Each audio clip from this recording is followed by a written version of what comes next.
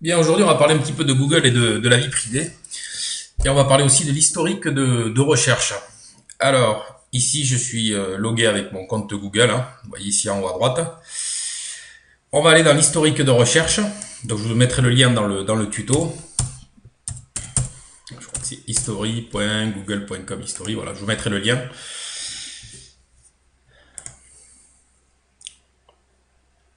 Alors ici, sont répertoriées donc toutes mes recherches. Donc, les recherches heure par heure, par jour, l'activité en fonction des jours, mais pas depuis les quelques derniers jours, depuis toujours, depuis la création de mon compte Google. Donc, qu'est-ce qu'on peut faire? On peut supprimer des éléments des recherches qu'on a effectuées les derniers jours. Ici, vous avez la petite roue, vous cliquez, vous pouvez télécharger toutes vos données, donc depuis la création de votre compte Google, qui répertorie toutes les recherches. Si je clique sur télécharger, il va me dire télécharger une copie de vos données. Créer une archive, je clique. Voilà, il va m'envoyer un email et l'archive sera disponible sur mon compte Google Drive. Je pourrai bien évidemment la télécharger sur mon PC. Alors, qu'est-ce qu'on peut faire? Si je clique ici, on va aller sur supprimer des éléments. Donc, vous voyez, de l'heure passée, de la journée passée, semaine passée, 4 dernières semaines, depuis toujours. Et je clique sur supprimer. Et voilà, je n'ai plus aucun élément. Et depuis, je crois, 2006 ou 2007 que je suis inscrit sur Google. Maintenant, on va revenir sur paramètres.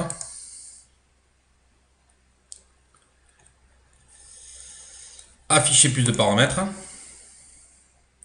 Et là, on va faire quelques réglages. Donc, vous voyez que par défaut, il enregistre ma recherche et ma navigation. Les lieux où je me rends, donc en utilisant éventuellement mon téléphone ou ma tablette. Alors ça, c'est l'archive Google de l'historique de recherche qui est arrivé. Donc, je vais vous montrer.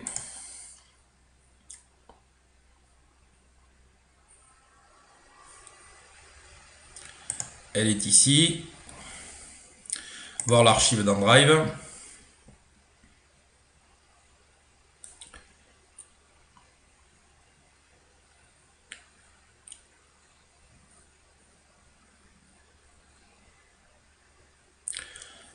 Je pense que je vais la télécharger.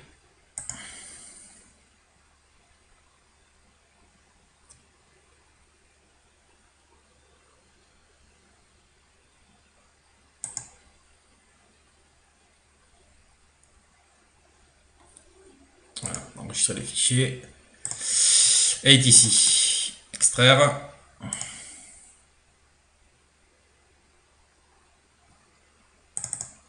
Alors, si j'ouvre le dossier recherche, j'ai l'index. Et ici, au format JSON, donc que vous pouvez ouvrir avec c'est le format démarque-page, je pense, de Firefox, si je ne me trompe pas. Voilà. Donc ici, j'ai l'historique de recherche.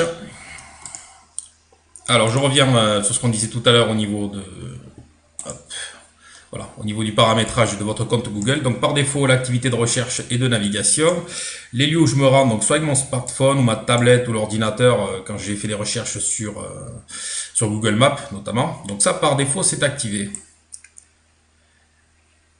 Les vidéos que je recherche sur YouTube. Donc ça, c'est pour m'en proposer d'autres en lien avec ce que je recherche. Mais ça, on va dire, je m'en fous un peu, quoi. Et les vidéos que je regarde sur YouTube pour m'en proposer d'autres aussi. Donc ça, hop, je le ferme.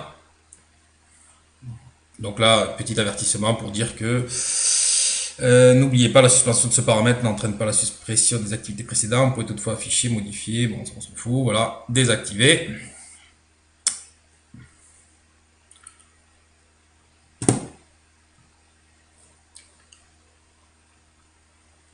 Ok, donc il n'est pas revenu sur la page. Hop, on va y revenir.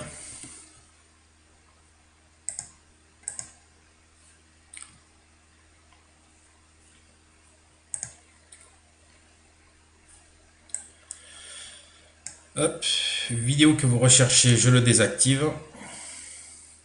Donc chacun fait sa sauce, mais on va dire pour protéger un petit peu notre vie privée, je préfère désactiver tout ça. Voilà. Donc quand c'est désactivé, il ne revient pas sur la page. Il est gentil. Hop. On va le refaire à chaque fois.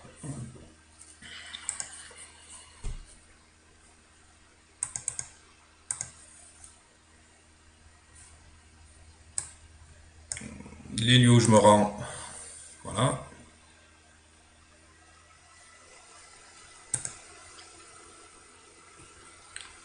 Encore une fois, il me fait sauter la page. C'est la fête. Voilà. Je reviens là-dessus.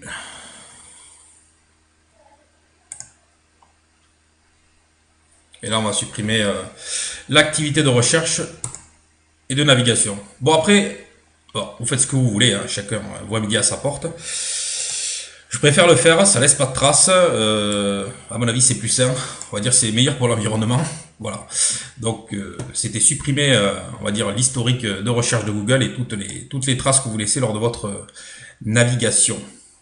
Voilà.